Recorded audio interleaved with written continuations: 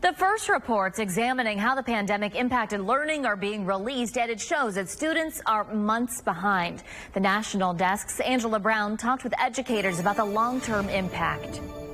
Right now, students are preparing to go back to school. Many will start the school year behind in math and reading. One study put students behind, on average, 5 months in math, a setback that could impact students years to come. A new report from McKinsey & Company details what many parents already know. The pandemic drastically impacted learning, with students falling further behind.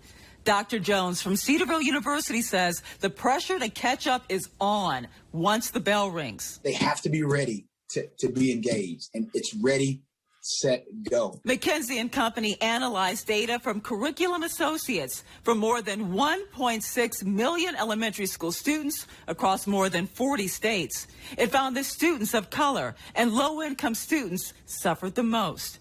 Students in majority black schools entered the school year 6 months behind in both math and reading, while students in majority white schools ended up 4 months behind in math, 3 months behind in reading.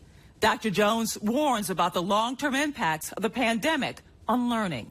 I would suspect we're going to see a huge gap, much larger than anything we've seen in the coming 2 to 3 years, as we begin to look at how kindergartners who were hit by this COVID are faring with their third grade reading scores. Unfinished learning during the pandemic that could impact test scores, even the ability to get into college. The question becomes, what is being done now to close this gap?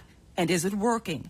School districts received billions of dollars through the American Rescue Plan. 20% was supposed to be used to address learning loss. Many students will start the school year playing catch up. Teachers say the first few weeks are critical. And teachers are going to have an enormous amount of energy, particularly for the first 6 to 9 weeks of school. But sadly, for many students, it's too late. Thousands of students dropped out of school during the pandemic based on declining attendance and enrollment, but the final numbers are not in. In Washington, Angela Brown.